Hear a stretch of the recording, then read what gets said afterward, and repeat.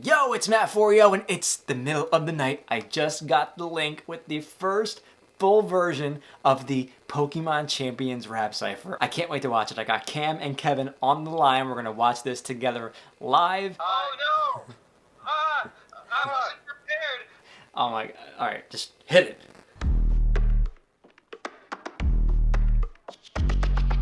The Game Boys are back! Yo. Yes! Yo, it's that dude blue, happy to pull through. Path to be number one, won't catch me on route 2. The gang got a loose screw. I ain't talking about the magnet attracting the fans get loud when I'm battling. And Gramps said to catch him, so I had to do that. Now my whole squad nice, I eradicate trash, trust no one. What with them cannons is that, bro? When my Blastoise shoes, that's a stab in the back. Popping off, cause I got the sauce. My pocket monsters got the Pidgeot in front. The find no miners, whatever you started off, a counter cross with mine. Cause I saw your flaws and exploited them. Bars that'll rock and they gon' kill. Cause what I ride on par with a horn drill. In the ring they gon' pay like a phone bill. OG champ of the game and a boss still. So just like the last Cypher with the Pokemon trainers, Cam and I really started this at the very beginning and said, who do we want to represent and who do we want to represent them? And we thought, what nerdcore rappers have we not included recently? What nerdcore rappers do we want to see return? And we came up with this awesome roster. I wanted GE in one of these for so long. I think he was perfect to play Blue just because he's that cool dude that doesn't need to try too hard to be cool. He's just laid back. GE performs with such a big smile on his face. He's so goofy and he loves it and he knows it. Me and him actually did a collaboration where I leaned into that. You know when my calories pop, that we gon' go so hard, we go soft. Go soft. Gold all in my lunchbox, you can find me in the cafeteria. Sir. Blue is too cool for school, and so is GE, so it was a perfect fit. He comes in with really great wordplay. It's that dude Blue, happy to pull through. Path to be number one, won't catch me on route 2. Loose screw, not talking about the magnet, attracting the fans. So he bridges one thing to another. We know that Blue is infamous for getting rid of the Raticate on his team, and perhaps it's theorized that the Raticate was actually killed. But he's talking about he eradicates the trash. He gets rid of the Raticates. Trust no one. Look where them cannons at. When my Blastoise shoots, that's a stab in the back. Now, stab is an acronym for same type attack bonus. And when Blastoise, a water type, uses a water type move, he receives that bonus. But remember what he said in the first line, trust no one. That is the preface of the line and why it works as a double entendre. I love the way he delivers because when I ride on par with a horn drill, I mean, I'll be honest, I had the first 3 verses to the song ahead of time and nothing after that. I've just been singing this verse over and over again in my head because I just think it's so awesome. Dragonborn, spitting dragon bars, pumping dragon blood within my dragon heart. But I don't need to lay a hand upon a damn guitar to rock the stadium like a Tyranitar who got his paws on a fender and we're jamming hard with the flair of a Taurus or the hammer star. Answers running the show while a Kangaskhan calm, but I'm not stopping when the curtains are drawn because you see I'm like a Steelix. I keep it metal, Elite 4, Dragonite, Hyper Beam, hype level. Kinda feel like Smog looking down on some hobbits from an Aerodactyl back with fat ass pockets. I'm sitting on riches in my favorite robes. Wanna make it rain on you, think you Gyarados. Sauce in a legendary yet far from fiction, so the Pokedex says hard in my description. JT rocks the microphone and he owns it, and that's what the JT music guys are so great at doing. And he comes in immediately with this repetition. Repetition can sound repetitive if it's not a literary technique, but here it clearly is because he repeats the word dragon on the same beat throughout these 2 lines.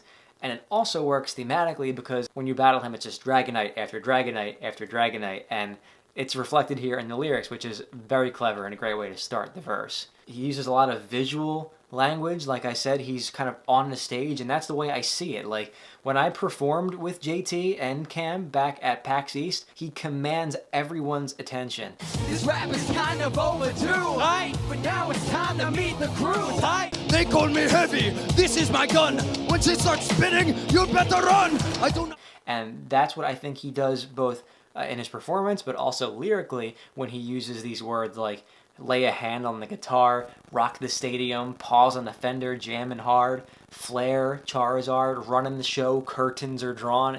You can see that he's creating a setting with the lyrics. Now, we transition from Lance saying how he's so cool and the Pokédex says hot in my description, and then that goes into a third and different type of cool when Steven and Wallace come up. All in, man of steel, but no stalling. I'm real quick like this rock is polished. Flawless with the beat so melodic. We be so scouted, Steven and Wallace. Oh, showdown, yeah, the meta's gross. Looking like you met Medusa when you stepped to stone. You get to try to like Poseidon when you hear the flow. Facing two atrocious foes, that's a Gyarados. Better know you're in heaven when you see me soaring on top of it. Flying, I'm like a comet with Latios as my rocket ship. Crash land like the Axis on you novices. Bury you like a fossil is and leave a hole bigger than Sutopolis. Drop and drip, the water is falling away from goddesses. Floating right out the dome as if water spats at the top of them. Fame or in the hall of it, all of us actually. Cause when we dive in hot beats, know that we go moss deep. Oh. Legends, obsessions. So Steven and Wallace have a more relaxed demeanor. They are cool by disposition as opposed to literally acting cool or commanding your attention with their coolness. It's a very delicate balance of all the different types of cool that we're trying to do in the first 3 verses here. Cam and I decided to do a collaboration on this verse because Generation 3 is the first to have 2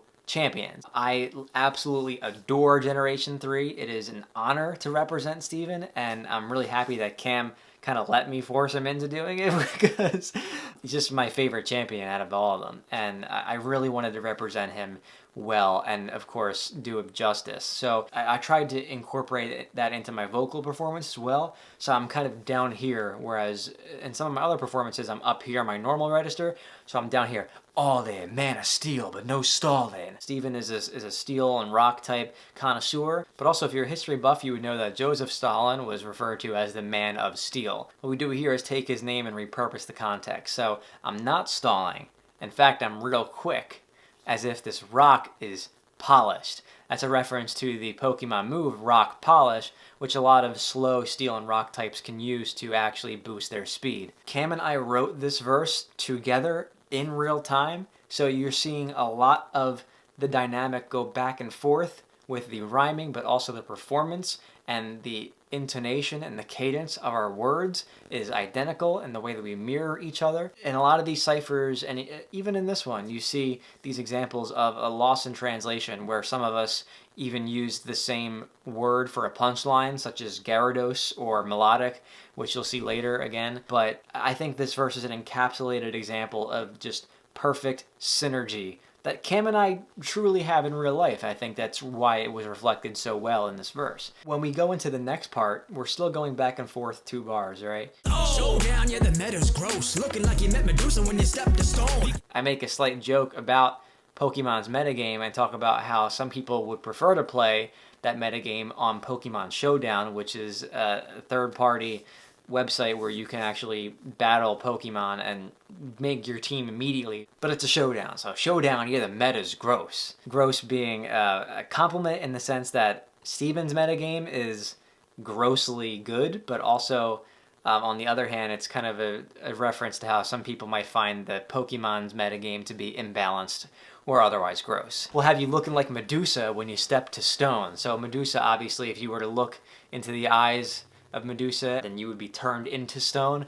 So it's like when people get to Steven at the end of the Elite Four, they're just completely froze in awe and shock and fear of what he might do to their team. Cam bounces right off of me with more Greek mythology, going from Medusa to Poseidon. And of course, Wallace is a water type trainer, so we have catch a trident like Poseidon when you hear the flow. Facing 2 atrocious foes, that's a Gyarados. So Gyarados is the atrocious Pokemon in his Pokédex entry, and the fact that it's 2 of us coming at you, we're bragging and saying it's 2 atrocious foes like Gyarados. Dos being Spanish for 2. This break in the music gives us an opportunity to flow a little bit longer, and so Steven goes into a 4-bar sequence where he's using relevant rhyming to paint a picture of all the different things that are associated with him in the Hoenn region. Better know you're in Hoenn when you see me soaring on top of it. Flying, I'm like a comet with Latios as my rocket. Crash land like Deoxys. In the Pokemon lore, Deoxys actually crash lands into Earth, and that's how he is discovered. It happens in the movie as well, and it's also mirrors the way in which Sutopolis City is created in-game from a meteor strike. So remember, this is a lot of visual writing. We're trying to paint a picture for the audience with more than just the video. It has to be a lyrical picture as well. So imagine the scenario where Steven is up here, he's so far above you, he's flying, he's soaring, and he targets you from up in the sky, and he crashes down on you, and the impact is so massive that it creates a hole in your career, essentially, that is bigger than the one that was created and led to the city of Sootopolis. So you get the HM waterfall at the Cave of Origin in Sootopolis City. So again, a lot of geographical wordplay coming into this verse. When we dive in hot beats, know that we go moss deep as opposed to, well... Legends, obsessions, you see me, I stand in black and white. And battling, traveling, stand, I'll show you how to do it right. When up to me, you know I won't comp. I won't toga miss, cause I'm a god chomp. I'm a full-time scholar, babe, and brawler. Guaranteeing that no one go harder. Histories, mysteries, galactics and tactics. Battles, Cyrus. Doesn't matter where I went, oh baby. Everywhere I go, you know I'll be on it. Riding on the floor, you know it's my life, son. Games at one, face the champion. Beast in the booth, so don't you forget. So similar to how black and white signified a transition in the Pokemon lineage, I think that Cynthia is the transition point in the champions. Not only is she the first female champion, but she's the first one that really strikes fear into you, as opposed to being this just like cool, like pinnacle type character. And who better to represent that than Chi-Chi, in all honesty. She does so much variation in this verse. It is crazy. When Cam and Dustin mixed this song and chose the way that the beat and the melody and the drums would come in, they really met Chi-Chi at her points of inflection where she changed her tonality and her delivery. So you have her singing, you have her going all EQ'd up in the high ends, and it's a beautiful moment for the pace of this rap because it really goes to show how much diversity is coming down the line in terms of these champions, when we have had more or less of the same with these cool young adult male figures. Beast in the booth, so don't you forget. The further you travel, the older you get. I'll earn your baton and keep the race running. Champion squad got on locked and I'm loaded. Life in black and white, my dragon type will reveal true colors. The time is right. I'm pulling up cause they say we the bomb. My ex-cavalier be the champ like LeBron. Better run for cover when I pull up with the Rona. Rona got you under the weather, I'm in the zone. I double scoop of trouble, know to leave him in a coma. You better call Nurse Joy cause we're star supernova. Once a pupil got my iris on the prize, the student becomes the master recognized. Surprise from Iris, homie Iris. Everything I got my feet planted, that's an iris. When Alder and Iris come in, I feel like it's an opportunity to get fatigued unless it's done correctly. And so what we do here is we have another back and forth, mix it up with two rappers going in the same verse, but also you have the instrumental leaning into a different approach, which makes it less stale and justifies the fact that we're kind of getting into these later characters that people are less familiar with. You also have Iris using great language just to describe her role as a pupil that literally turned into the master. And Iris and pupil is really clever eyeball wordplay. They're definitely not equals, and I think that that changes with time, something that they try to mirror in the actual verse itself. A beast in the booth, right? So the booth, like the recording booth, but also Bouffalant being the Pokemon. Some more great wordplay coming in here. Escavalier, be the champ like LeBron. So Escavalier can be a homophone for ex-Cavalier, being the basketball team that LeBron used to play on, making him an ex-Cavalier. I like to think that when he says surprise from Iris, it's surprise from the IRS. Alder's doing his taxes. Don't forget, May 17th this year, am I right? When he says he got his feet planted, that's an iris. It's a reference to Iris, the plant.